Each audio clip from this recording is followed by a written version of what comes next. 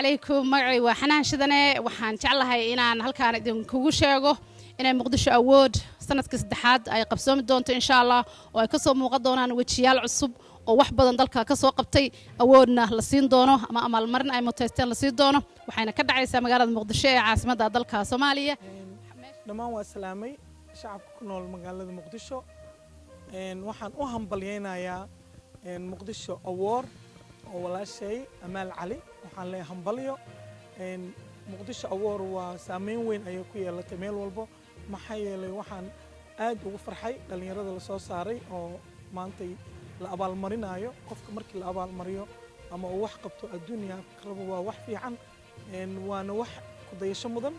maxaa yeelay dhalinyaro loo muujiyay wax qabadkoodii way si laba jibaarayaan waxaan rajaynayaa sanadkii saddexaad inay si farxad ku dhamaanayso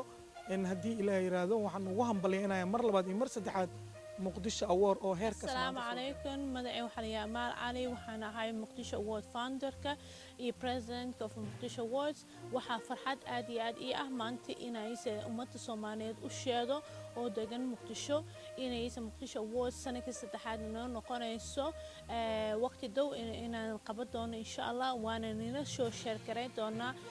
location-ka ku sameynayno iyo meesha maxalliga lagu qaban doono xafladda iyo waqtiga noqonaysa time-ka laakiin hadda waxaan sii ogeysiinayaa waqti dhow maxalliga insha Allah website-ka noo furmi doono iyo codeyntii oo maxalliga karakooryadii marka waxaan